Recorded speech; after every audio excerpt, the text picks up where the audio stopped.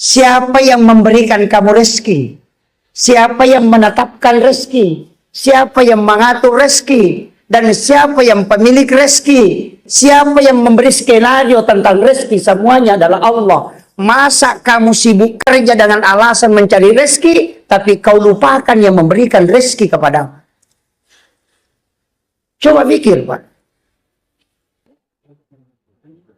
Kau tinggalkan Allah dengan alasan mencari rezeki, tidak datang ke rumahnya untuk meminta, padahal dia katakan Allahumma ftahli abwaaba rahmatik, masuk ke dalam rumah ini adalah rahmat, masuk minta, karena saya mengatur, silahkan jalan kalau selesai. Usahamu hanya pahala kau dapat, tapi rezeki ada di tanganku, kata Allah. Makanya Allah mengatakan, dia tidak mengatakan saya beri rezeki kepada siapa yang bekerja, kepada siapa yang pintar, kepada siapa yang sekolah, tapi Allah memberi rezeki kepada siapa yang dikehendaki.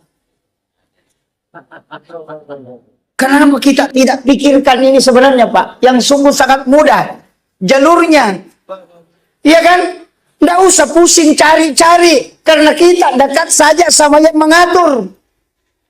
Kalau kita dekat dengan Pak Wali Kota, yang dia keluarkan bantuan, tidak mungkin tidak nakasih, karena kita dekat dan tahu yang mengatur bantuan.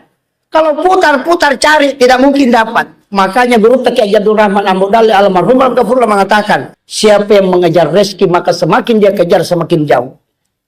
Tapi siapa yang mendekatkan dirinya kepada Allah, maka rezekinya akan diatur sendiri oleh para malaikat. Itu kuncinya.